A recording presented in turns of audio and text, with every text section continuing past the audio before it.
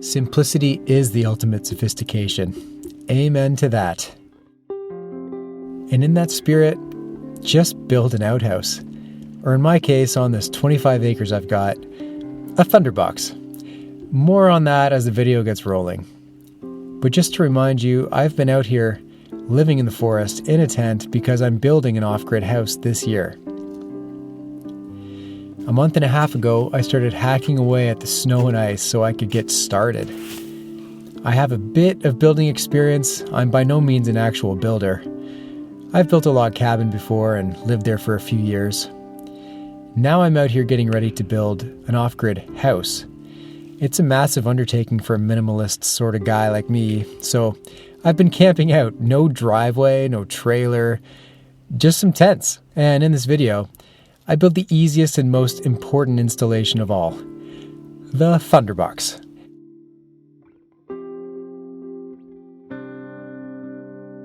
I get up to some other stuff on the land as well. I originally wanted to build a proper outhouse, but in this video you'll see why I chose a Thunderbox instead. The snow has all but melted now. These are some old shots you're seeing, but the chill from winter has carried on well into April into early May. And the good thing is it's kept the bugs away for now. And it's still a perfect time to get a bunch of things done.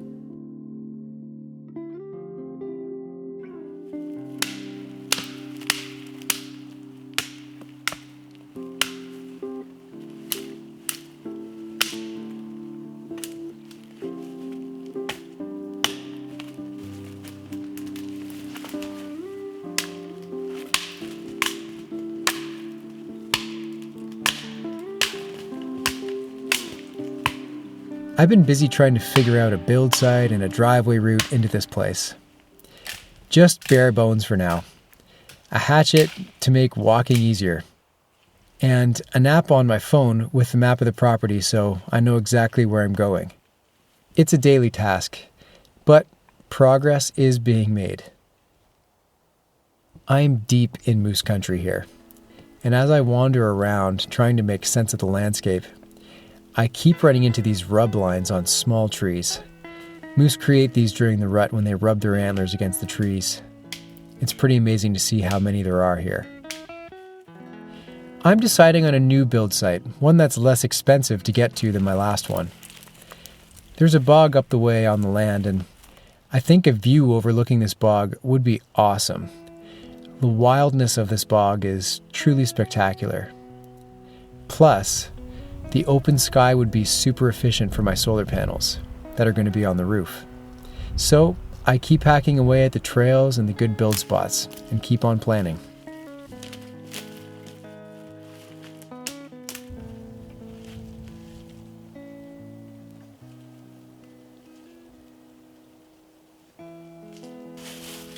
Now that spring is fully underway and bears are on the move, it's time to get a screened-in kitchen tent up.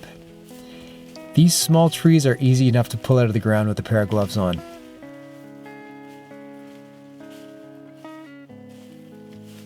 So after that, I picked up this tent and spent about 10 minutes lost inside of it until I figured it out. I just bought it at the store on my run into town before shooting this video.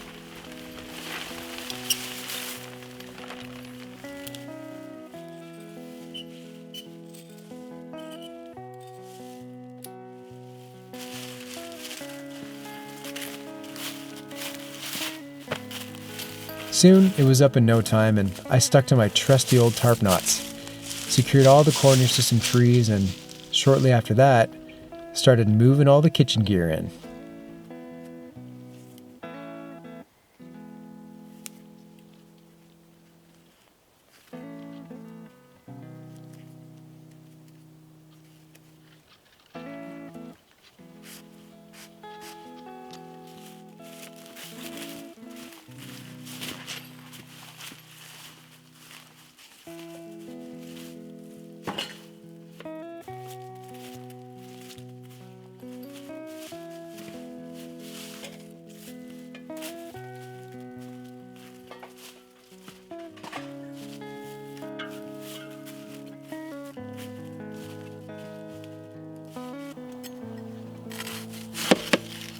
Clearly, I could not wait to try it out.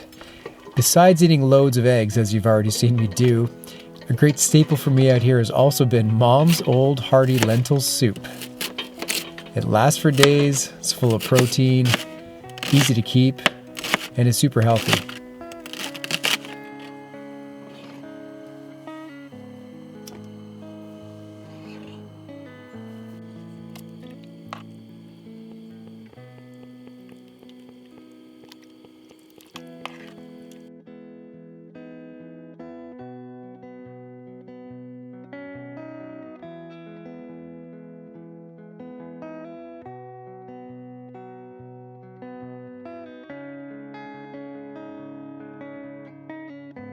So, this isn't the most expensive tent I've ever bought.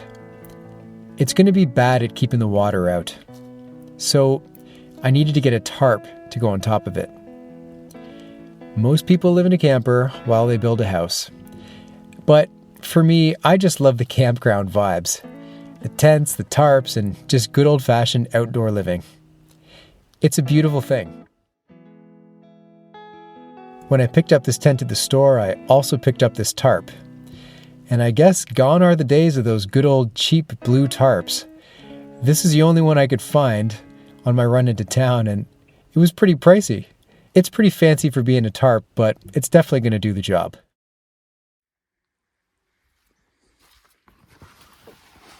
Yeah, the inside of my actual live-in tent is an absolute mess. So a massive priority this week has been fixing it up, and I swept it out. I got those foam pads down onto the plywood platform I built. And I put up my little closed rack I made out of maple saplings. And in no time, it started to feel like home.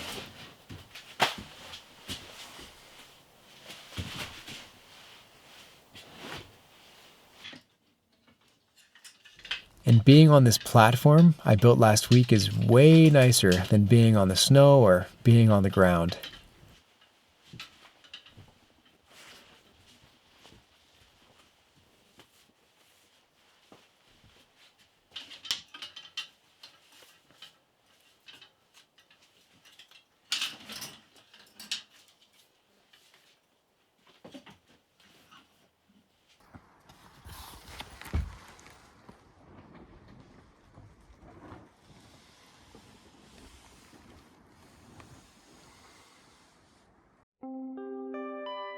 So now here's a bird's eye view of it all. The tents, the bog, and spoiler alert, somewhere in between that, I think will be the spot where I build my house.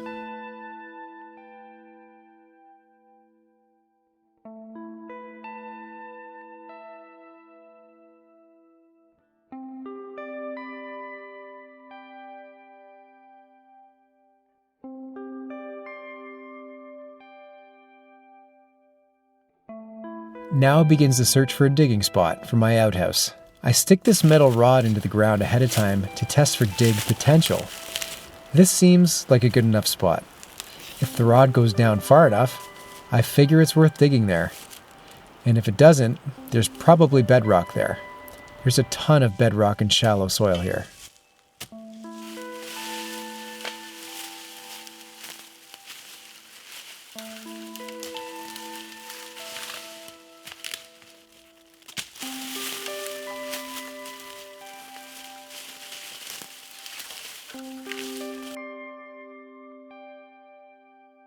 So, as usual, I hauled in all this building material for what I thought would be an outhouse into the property.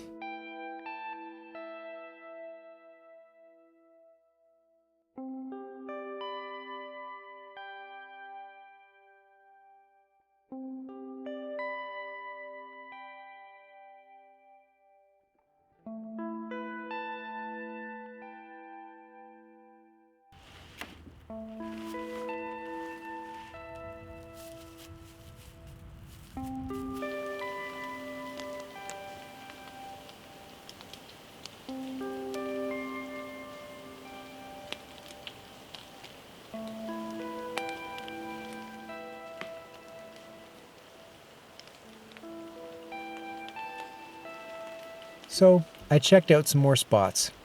They were all too shallow. Most around here are.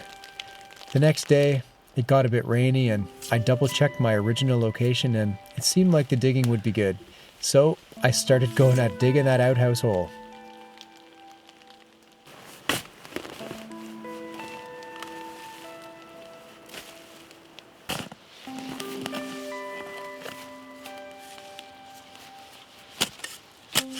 Digging right in the forest, you run into rocks, roots, sand, clay, basically all the hard stuff you can imagine that you don't really want to dig through. Eventually, it started getting nice and deep. So once I thought it was deep enough, I went and found some dead trees to put on either side of the hole to act as a base for the outhouse. There's no shortage of dead trees around here.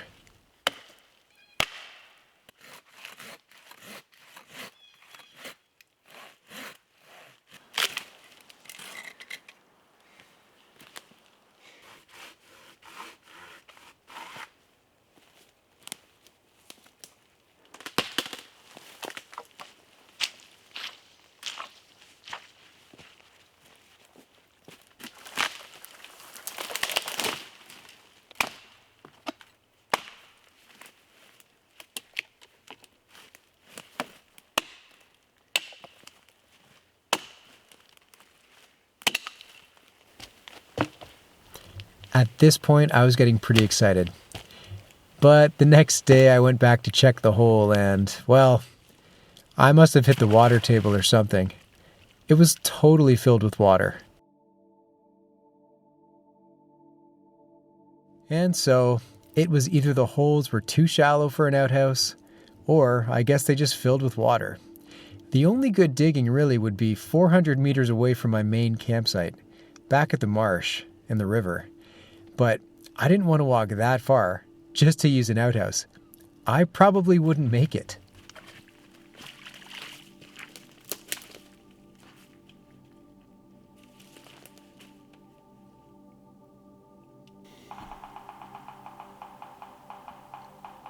Speaking of water, there's an area of my property I haven't really explored yet, and I needed to take a break. The land there is just sort of flooded, and there's a current running through it as well. It got me thinking, maybe there's a spring here. So I got wading through all this wet land in hopes to find a source. Some bubbles, a faucet, something. No luck though yet. If anyone out there watching is knowledgeable about springs, let me know what to look for in the comments. Either I have a spring or maybe I just have, swamp.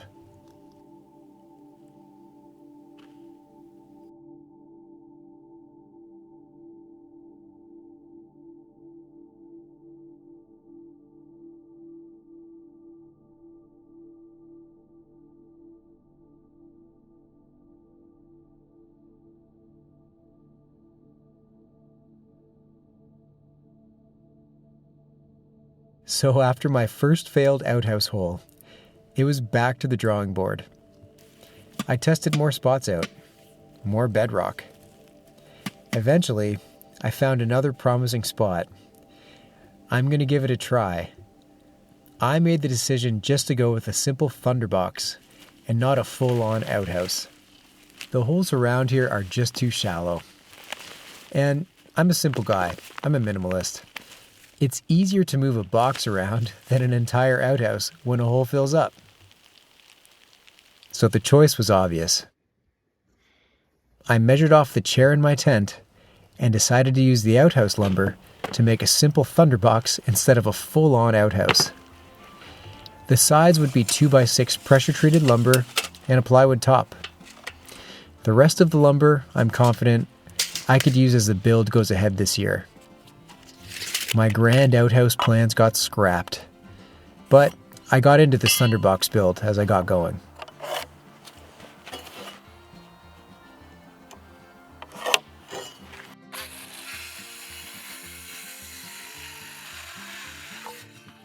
I love these battery-powered tools for off-grid living.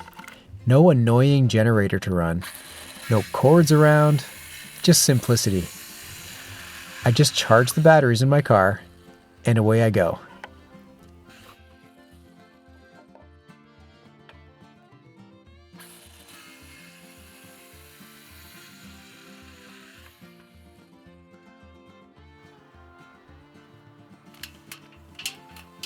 These 2x2s will be the corners for the inside of the Thunderbox.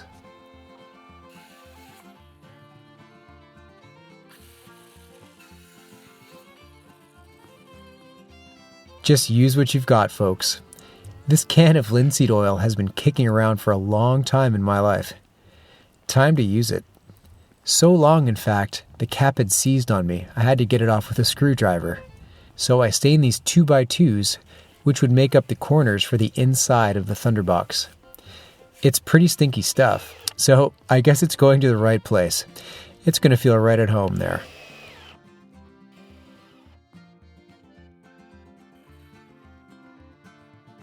Well, the original planks were too long, 3 feet, bad idea. So I just made it into roughly a 2x2 foot box. It's important to remember the bigger you make it, the heavier it's going to be.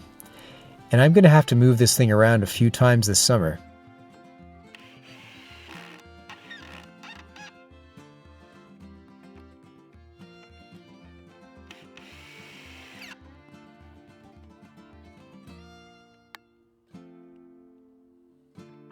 Simple and taking shape. And now it's getting nice and sturdy for me.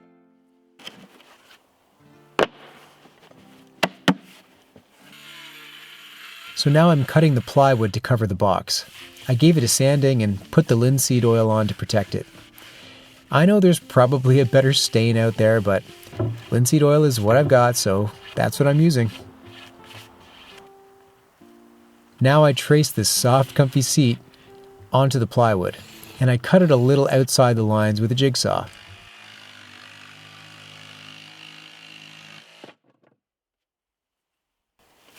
Once that's done, I take a piece of this corrugated roofing I had bought for the outhouse and cut a piece off to fit the inside of the box.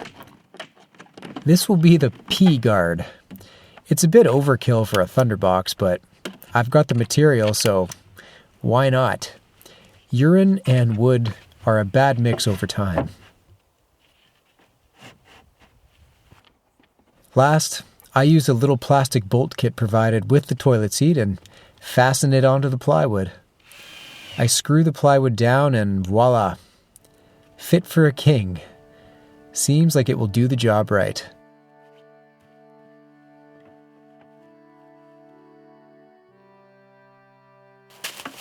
Next time, I think cedar 2x6 would be better. This Thunderbox weighs a ton, but I marched it to its temporary home, over a new 2-foot hole, and I've got to say, this is now the comfiest seat in my entire campsite.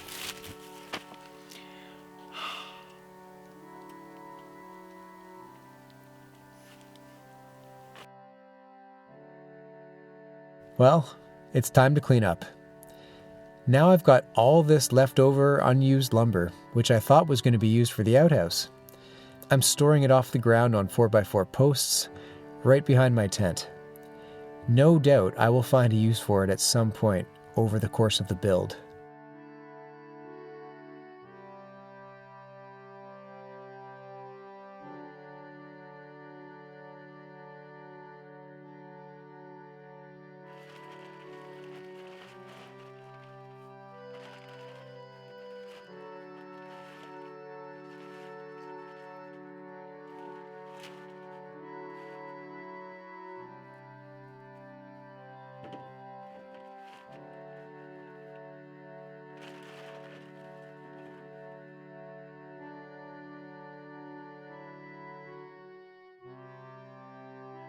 Well, folks, as you can see, my camp is slowly expanding. I've got my canvas tent, a kitchen tent, and that little white dot, if you can see it, is the Thunderbox. I'm starting to settle in well to this forest home, keeping it very simple.